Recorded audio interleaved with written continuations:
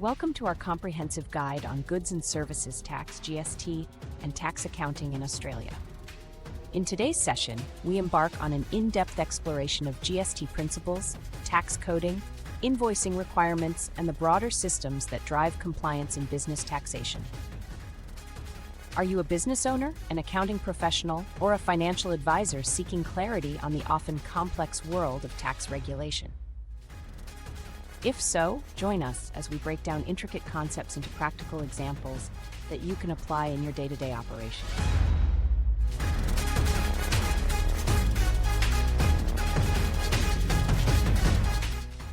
We begin our journey by understanding the very foundation of GST.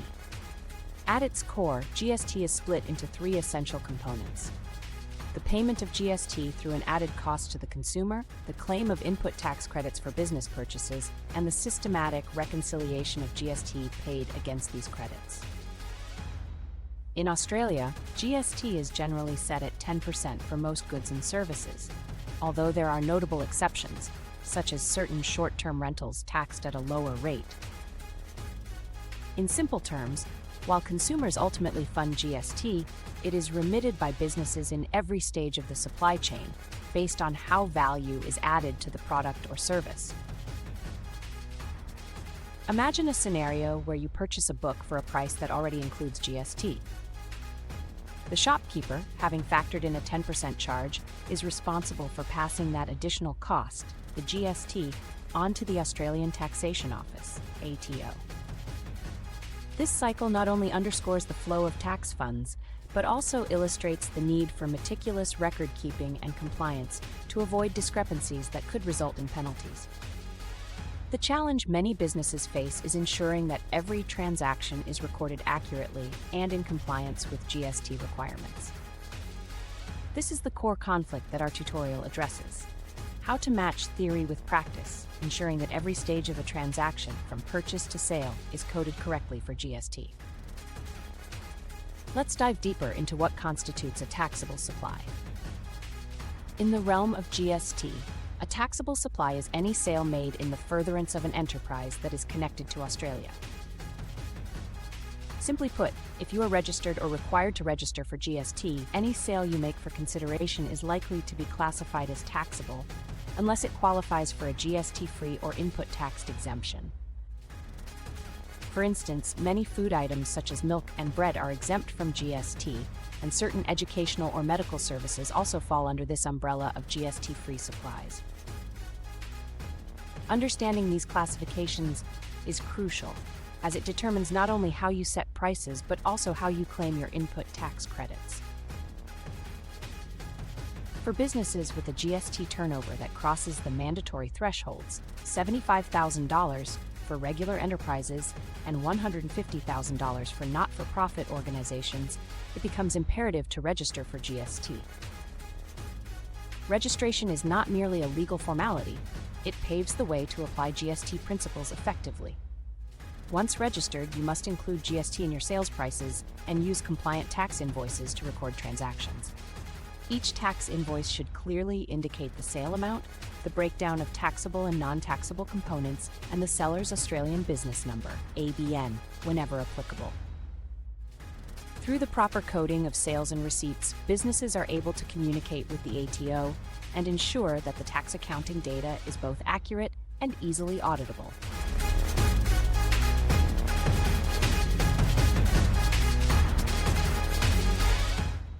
Now let's explore the next layer of complexity: coding for purchases, payments, sales, and receipts. Tax codes are essential acronyms embedded in your accounting software or records that determine how each transaction is categorized. These codes help differentiate between GST, GST-free items, input taxed supplies, and even non-taxable elements. For example, when coding a purchase, you may assign different tax codes to indicate whether GST is claimable or not. Ensuring that these codes are systematically applied is a challenge many businesses encounter, particularly as transactions increase in volume and variety. In practice, the process involves a dual cycle. You have the coding of every transaction and the continual monitoring of these classifications to ensure compliance with ATO regulations. Imagine a scenario where a business owner needs to record various transactions on their business activity statement.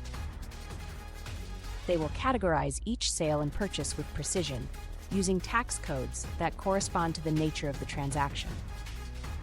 For instance, capital purchases, which include machinery and equipment, are recorded distinctly from non-capital purchases such as consumables or office supplies.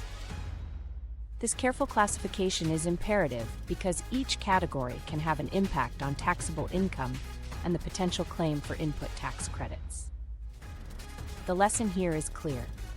Efficient record-keeping and precise coding are the pillars that not only keep you compliant, but also simplify the often tedious accounting processes. As we move further into our guide, let's consider the practical examples that illustrate GST calculations. Picture a book priced at odd 100, where the shopkeeper includes an additional odd 10 to cover the GST. Once sold for odd 110, the additional amount is remitted directly to the ATO at the end of the GST period.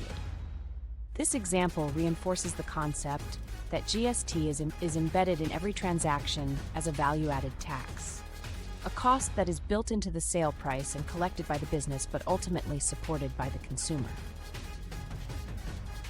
The subtle yet significant challenge is ensuring that both the pricing structure and the corresponding records are adjusted to reflect these calculations accurately.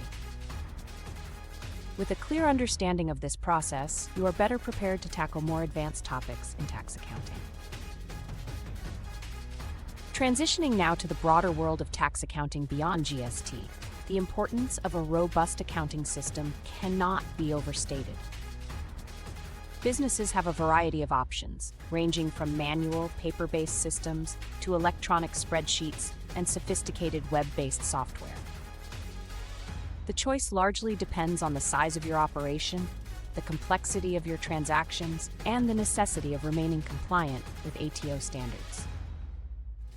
Regardless of the system used, maintaining a detailed chart of accounts, a general ledger, and accurate records of every financial transaction is fundamental. This not only supports efficient tax reporting, but also provides the necessary documentation for audits and future reference. A further complexity arises from the blending of direct and indirect taxes in everyday business operations. Direct taxes, such as income tax, are charged on the business's profits, while indirect taxes include GST and other similar levies. Consider the example of a construction company buying materials from a supplier. The supplier collects GST on the sale, and although this GST is passed on by the consumer, the construction company is responsible for ensuring that the tax is recorded and credited appropriately within its accounting system. The seamless integration of these different tax types, whether it is PAYG withholding, fringe benefits tax, or even company tax, forms the backbone of effective tax accounting and compliance. In an environment where tax regulations are continually evolving, businesses often face uncertainty and anxiety. The conflict here is twofold: understanding the technical language of tax codes and ensuring accurate reporting that aligns with ATO guidelines. To help mitigate this, our guide outlines clear, structured steps to approach each component of tax accounting. For coding purchases and sales, the emphasis is on clarity and consistency. For instance, when handling sales that exceed the threshold value requiring a full tax invoice, every detail from the identity of the seller to the GST inclusive breakdown must be meticulously documented. For transactions below this threshold, while some flexibility exists, the requirement to maintain enough detail does not waver. Moving beyond the mechanics of GST, let us now address the challenges of processing and reporting accounting data. Tax accounting is about more than just inputting numbers. It involves a systematic approach to understanding taxable income, deductibles, and eventually the tax liability owed to the government. An effective tax accounting system is designed to analyze the book profit by reconciling it with the guidelines provided by the ATO. This process, while technical, is essential in reaching a true and fair representation of your company's financial health. For example, adjustments made for depreciation, capital expenditure, and operating expenses play a critical role in calculating taxable profit accurately.